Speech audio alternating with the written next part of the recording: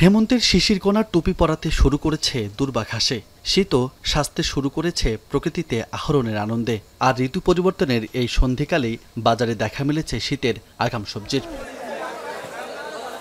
তবে থরে থরে সাজানো রঙিন সবজির উল্টো পিঠে রয়েছে ক্রেতাদের উদ্বেগ। কারওয়ান বাজারে দেশের বিভিন্ন স্থান থেকে আসা সবজির আমদানির তুলনায় চাহিদা কম থাকলেও মিলছে না ৬০ টাকার নিচে। সপ্তাহের ব্যবধানে প্রতিটি সবজির দাম বেড়েছে ১০ থেকে ২০ টাকা পর্যন্ত। বাজার ঘুরে দেখা গেছে শীতের সবজি ফুলকপি ও বাঁধাকপি প্রতি পিস ৬০ থেকে ৭০ টাকা, পেঁপে ৩০ থেকে ৪০ টাকা, করলা ও শিম ৬০ টাকা, বেগুন ও পটল বিক্রি হচ্ছে ৫০ থেকে ৬০ টাকা কেজি দরে।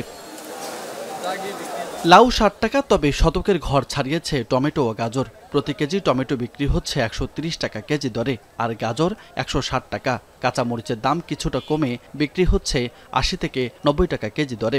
টমেটো, ফুলকপি, বাঁধাকপি এই সবজিগুলো এবং সিমের দাম যদিও এখন একটু সহনীয় পর্যায়ে আছে, কিন্তু অন্যান্য যে সবজিগুলো এগুলোর দাম কিন্তু এখন অনেক বেশি। যে পরিমাণ সবজি আছে সেই অনুযায়ী দামটা অনেক বেশি। দামটা একটু কম হলে আমাদের সবার জন্য ভালো হইতো।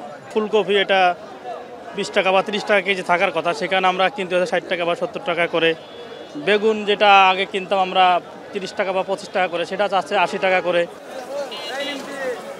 বিক্রেতারা বলছেন মৌসুমের শুরুতেই দাম বেশি থাকে, তবে কমতে পারে আগামী সপ্তাহে। এছাড়া বৃষ্টিও প্রভাব ফেলেছে দামে। কৃষক দাম বেশির কারণে মনে করেন ছোট বড় মিলিয়ে সব সিরিয়াল আছে। ১৫ দিন পরে যখন অ্যাভেলেবেল হয়ে সব কৃষকের ঘরে মাল হয়ে যাবে, তখন বাজারের দাম কমে যাবে।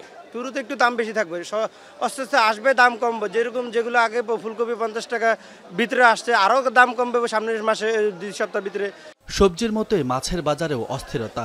একদিনের ব্যবধানে প্রকারভেদে কেজিতে দাম বেড়েছে ১১০ থেকে ২০০ টাকা পর্যন্ত। নিষেধাজ্ঞা শেষে বাজারে ইলিশের দেখা মিললেও ধরার সক্ষমতা নেই ক্রেতাদের। প্রতি কেজি ইলিশের দাম ২৪০০ থেকে ২৬০০ টাকা পর্যন্ত। মাছের দাম বৃদ্ধির কারণ হিসেবে নিষেধাজ্ঞা ও আমদানির অজুহাত বিক্রেতাদের।